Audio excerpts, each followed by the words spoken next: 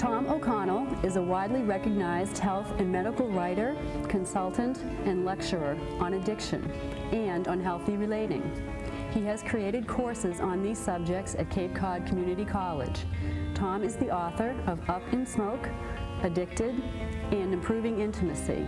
He also writes the popular Cape Cod Times advice column on addiction. Now, Tom O'Connell. What we're going to talk about today is intimacy. Intimacy is a key problem in recovery from all addictions. Excuse me. What happens in addictions is we're sidetracking our intimacy. We're disturbing it, we're running from it, we're squelching it. We're turning to our addictions instead of being intimate. Being intimate is about relating, it's about connecting. We did another show one time on improving intimacy, which is the title of a book I wrote a few years ago. This is more as another sort of review of some of the highlights of the messages passed along in that book. And we're going to talk about the strategies today, the intimacy strategies, the strategies for improving our relationships with other people. And intimacy, again, it's relating and connecting. That's what it's all about. It impairs relationships with self. What happens, the addiction part impairs relationships. We think we're connecting and we're addicted, and then we're in a state of illness. And we're making ourselves ill. We're not connecting properly with others and with God. The dictionary definition is intimacy is closely acquainted or familiar. Well, unfortunately, we can be unfamiliar with our very selves. And so, especially if we're addicted over a long period of time, we lose touch with who we are. And we lose touch with others. And so addiction, basically, the way I look at it, is a barrier to intimacy. And there are many addictions, and we have a graphic now that shows a number of the addictions that we're subject to. We're subject to addiction to relationships, alcohol, work, gambling, food, almost anything that makes us feel good, at least for a while. And unfortunately, what makes us feel good for a while eventually wears off, and then we're stuck with ourselves again. And we've got to look inside. And we've got to get close to other people. And that's one of the challenges of getting away from our addictions. When we're talking about addiction, we go back to the ancient Latin. The word in Latin for addiction meant devoted. And this idea of devotion and idol worship is part of our addictions. We end up literally in love, in a kind of a false love with our addictive processes, with our candy bars, with our fixes, with our booze, with our sex, with anything that makes us feel good, including work. And not that there's anything wrong with productivity, but to be obsessed and compulsive about our work is also a form of addiction. And it brings us into bondage, and it's a kind of a prison that we set up for ourselves. I love to use these triangles to explain addiction. We have a series of graphics on, and first we show these triangles that the A means addiction, and it's a separating influence, and it's an alienating influence. Addiction separates us from what? From ourselves, from others, and from God. And that makes it hard for us to live and to function in a healthy way. Recovery, in the recovery process, we talk about changing those triangles, dissolving that leg of the triangle that is the letter A, addiction, and coming back to a straight-on relationship, straight line, arrows leading us to a relationship with ourselves, with others, and with God. And what's it all about? Addiction is an attempt to fill emptiness, actually, and so we have another graphic that shows us that. We're trying to fill something that can't be filled with people, places, or things. And it's a natural thing, it's not evil, it's just human to try to do this until we learn that we can't do it. And eventually we need to learn that to recover from our addictions, in this final graphic we have another solution to the emptiness, and it's called the spiritual solution. It's looking within. And it's getting in touch with the inner parts of other people, getting in touch with the essence of other people as well, too. I like definitions. Definitions help me understand things better, and they help me understand what's really going on. In the world of addiction, there are many definitions, and some of them are very confusing. One of the best ones I've ever heard was from Dr. Gitlow at Mount Sinai Hospital, an alcoholism expert. And he came up with this one about any technique that we use to cope with the problems of life, other than interpersonal relating. That's what our addictions are all about. So instead of being intimate with ourselves, who am I? What do I really amount to? What are my motives?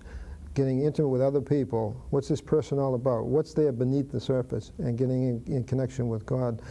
We tend to turn to our addictions. It's uncomfortable to face the truth about life and living and self and others. So we have a bunch of strategies that we've come up with on this vital subject, especially for recovering people, I think for all people. And we call this 10 Powerful Strategies.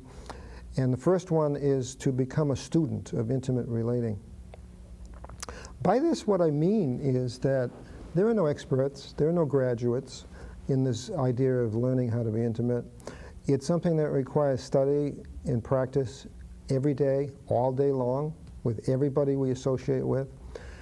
We need to practice intimate relating, being close to people, being honest, open, loving, kind. We need to do this with everybody. With friends, with strangers. We need to do this in classrooms, with colleagues at work. We need to practice. We have to become students. And a good student just gets to enjoy being a student. And you don't even worry about graduation. You just love what you're learning, and you keep learning from it. And that's why the first one is become a student of intimate relating. The second strategy is recover from your addictive relating. We've already referred to some of this. The problem with the addictive relating is that it may seem like love, but it's a kind of a fraudulent love. If we're going just for the excitement, we're excitement junkies. If we're going for just the romance, we're not in reality. We're not seeing the other person as a real person. We're not seeing the other person's needs, and even seeing our own needs clearly. We're obsessed, we're compulsive, we're addicted. So we become alienated, actually, from whatever our love object is. Addiction always lets us down. The antidote is real self-love and self-esteem, and then real love for others. And a lot of this can be found in self-help groups and various kinds of support groups and healing groups. And that's why I believe it's important for us to develop support networks of other people who understand where we're coming from and who we can share with and become intimate with on a mental and emotional and spiritual level. And unfortunately, in our society, much of the word intimacy has become distorted and perverted into thinking that it's only to do with sex.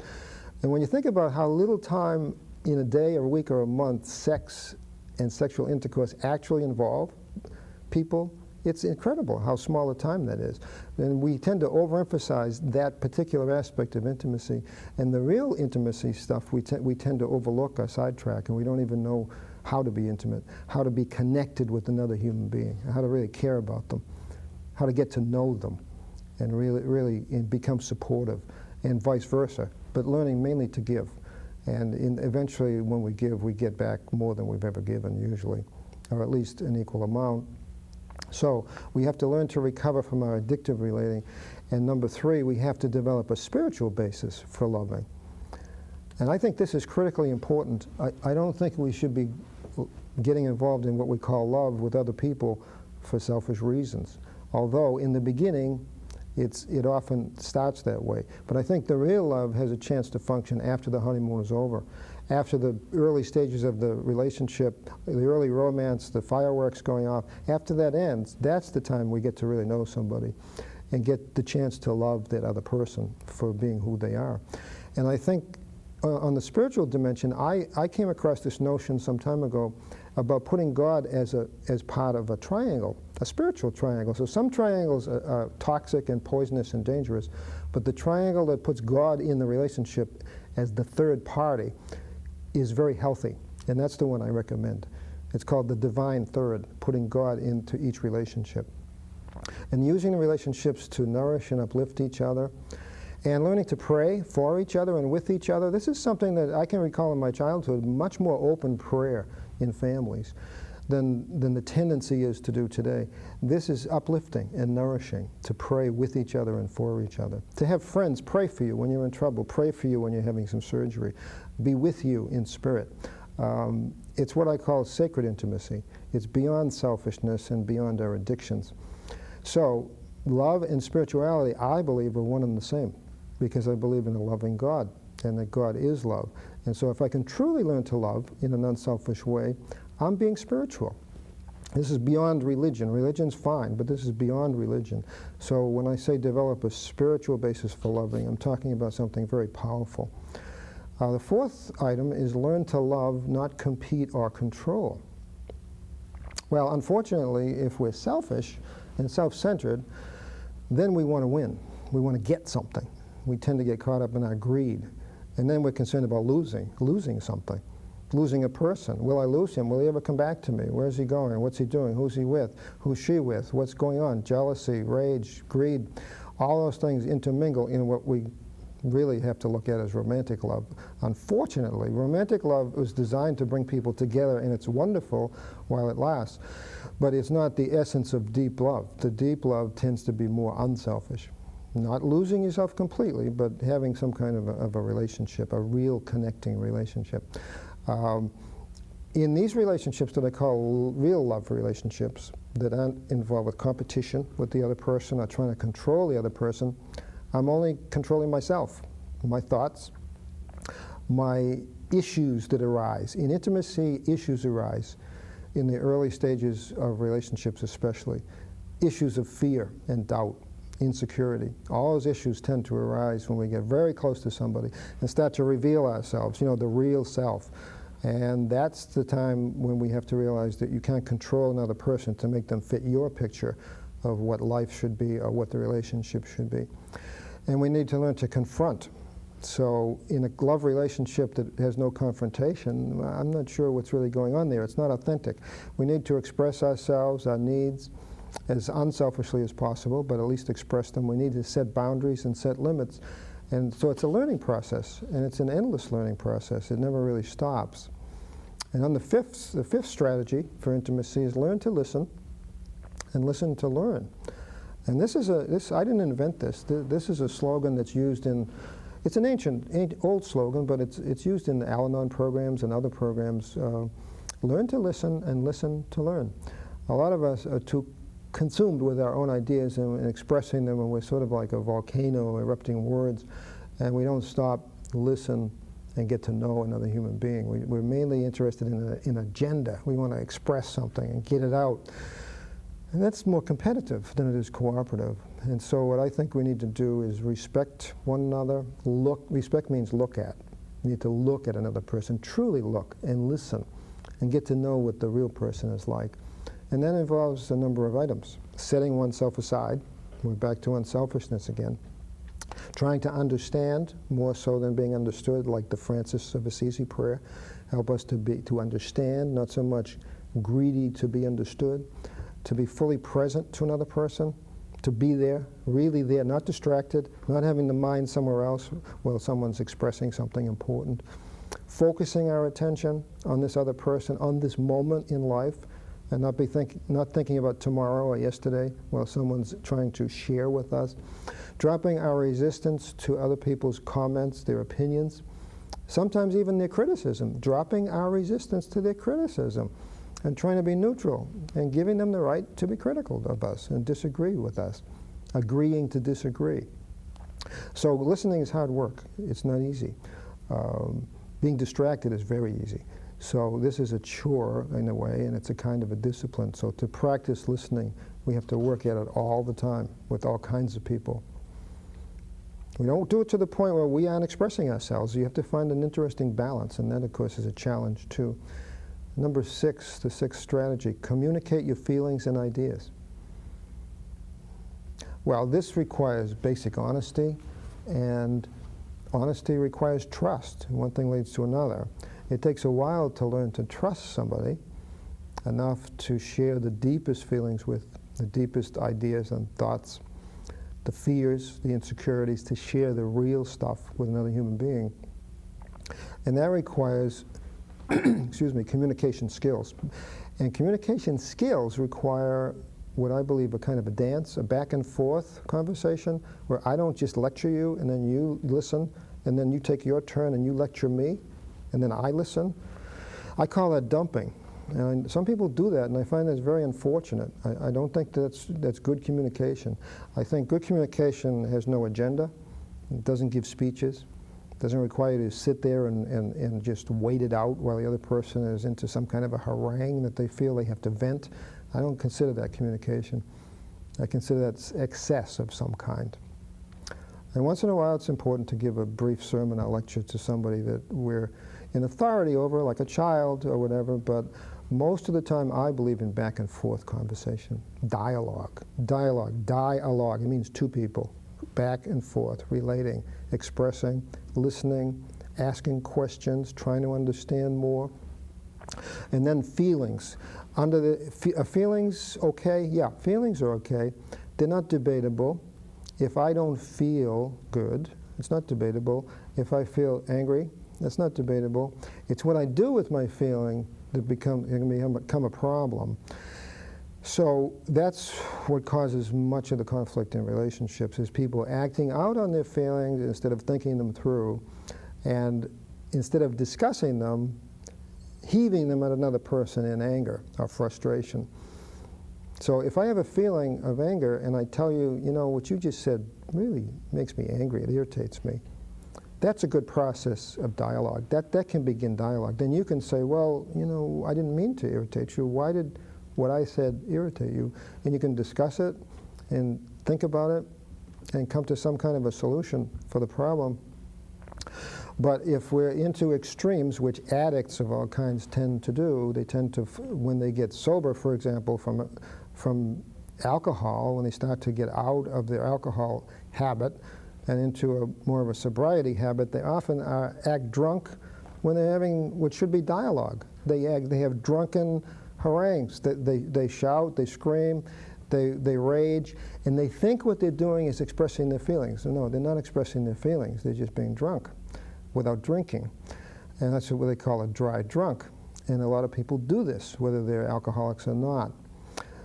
We need to learn more about expressing feelings, identifying them, sharing them with another person without being furious at the other person, just expressing the frustration, talking about it, and not feeling the need for rage and any kind of abuse, verbal or physical abuse.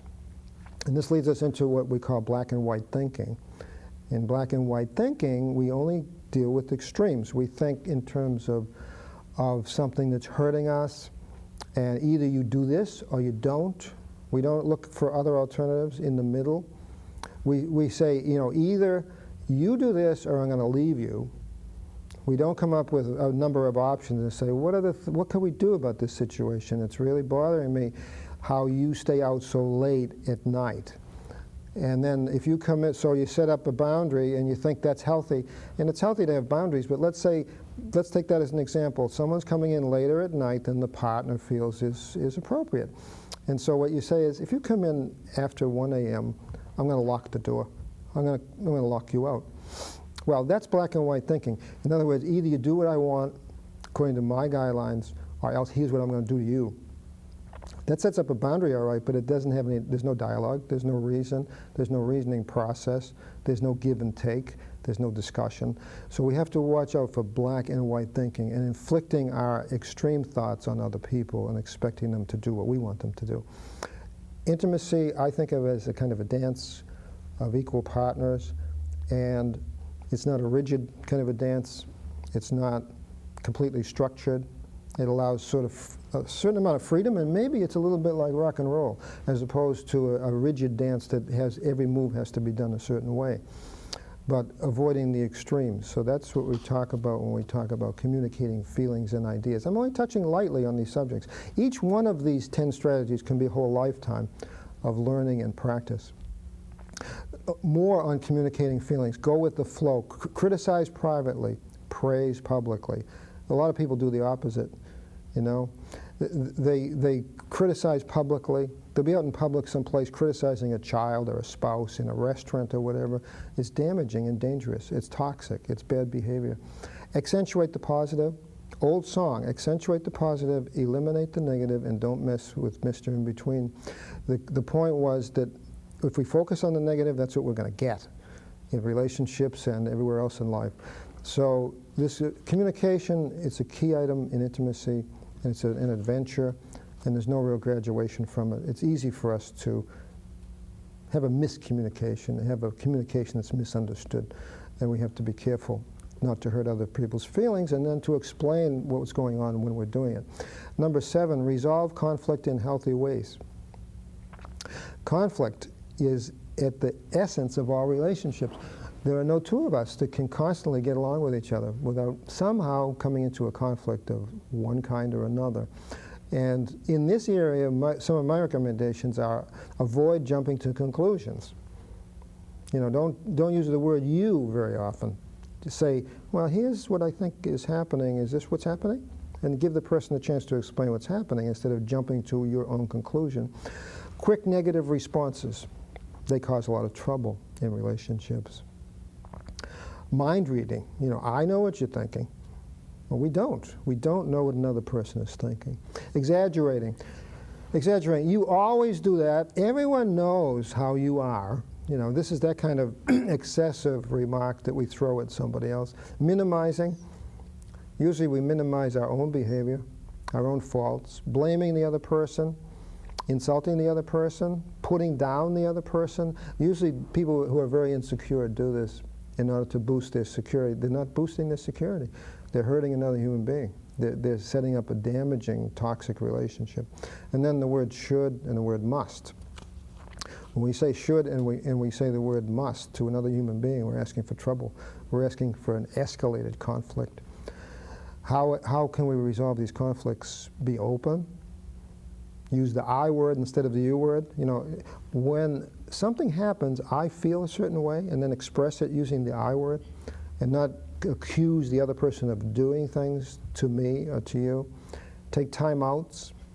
And when you're really upset, don't try to resolve something when you're really upset. Take a walk. Take a walk. You know, get some exercise. Make an appointment for resolving the problem tonight or tomorrow. But we can take time outs. We don't have to operate in the heat of anger and try to resolve problems there. Be patient with another person. They're not perfect. You're not perfect. We're not perfect.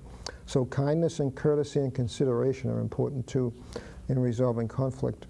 So there's an amazing amount of stuff to be involved here in this little word called intimacy.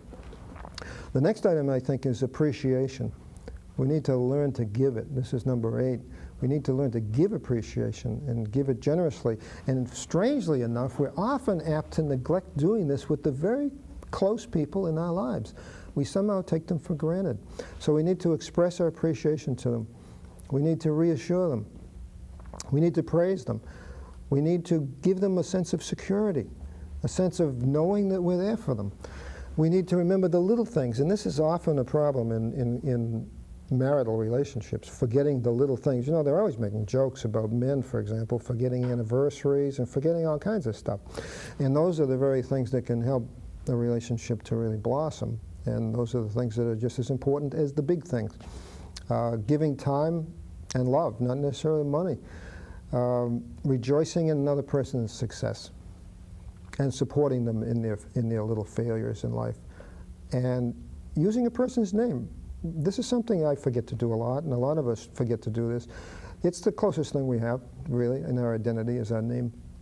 And just to drop the name in, just to say the name of the friend and use it. And it's a kind of endearing habit if we can get used to doing it. Just being friendly and assuming the best, assuming the opposite of accentuating the negative, accentuate the positive. Just be friendly. Assume that most people are out there willing to be our friends. And then sharing grief. That comes under this process too. That's probably one of the most wonderful things about a close relationship, the ability to share grief when things aren't going well and when things are insecure and unstable. To have someone to express this to, just expressing it helps. And not being criticized and not having a bunch of shoulds come at you after you express it. And number 9 is become who you are and really love it. Well, becoming who you are, who am I? Who am I? It's a big question. My answer to it is I'm a child of a loving God, and that's everyone on the planet is a child of a loving God. If I can think this way, then my relationships with most people are pretty healthy, because I am respecting them for being a child of a loving God, separate from me and a little different, but similar too, and I can relate then when I think that way. If I become who I really am, I'll become a positive person, a kind person, a loving person, and a person who's not caught up in fear and insecurity, even though those are human things to have, and they do come into our lives regardless of how we try not to be fearful. Sometimes life presents us with situations that are fearful. We have wounds. We all have wounds. We need to heal those wounds. We need to live up to our potential. We need to get beyond negativity. We need to nurture ourselves and other people. And that's what intimacy involves, nurturing the body, mind, and spirit of myself and other people, and also the relationship with God. So I need to nurture that part of my being, which I think is my whole being. I don't believe there is any, I don't even believe in the body. I mean, I'll just be very honest with you. I believe that if you take a microscope and you look at a cell, and you keep looking deeper and deeper, you end up with nothing. There's no, the body is a kind of illusion that we carry through life on this planet. And it's real, and it has pain, and it has all kinds of senses, but ultimately, I believe we're fully spirits. And that's the way we need to relate to other human beings. We need to relate through the spirit. And so we need to pray and meditate, and we need to know who we are. And I believe I'm a spirit, and I love that. And so this makes me feel relaxed. My body can play tricks on me. My spirit is what really counts, and my spirit is in the whole body structure. It's in every particle of my being. So I can present a more relaxed, come up with a more relaxed approach to life if I believe I'm a spirit than if I'm a destructible body. It doesn't, I can't relate to that other concept, that I'm a destructible body. I don't get it. I think we're all indestructible spirits. And so we all have hope of changing and evolving and becoming the person we really are, and bringing out that inner person that's real, and developing real relationships, not fraudulent relationships, not superficial relationships, experiencing life fully with its pain and its joy, and moving beyond self-centeredness and practicing the presence of God. And then the more we practice the presence of God, for example, through meditation, the more we practice the presence of other people and ourselves in life. So, to sum up, intimacy is a dance, number 10. So let's dance.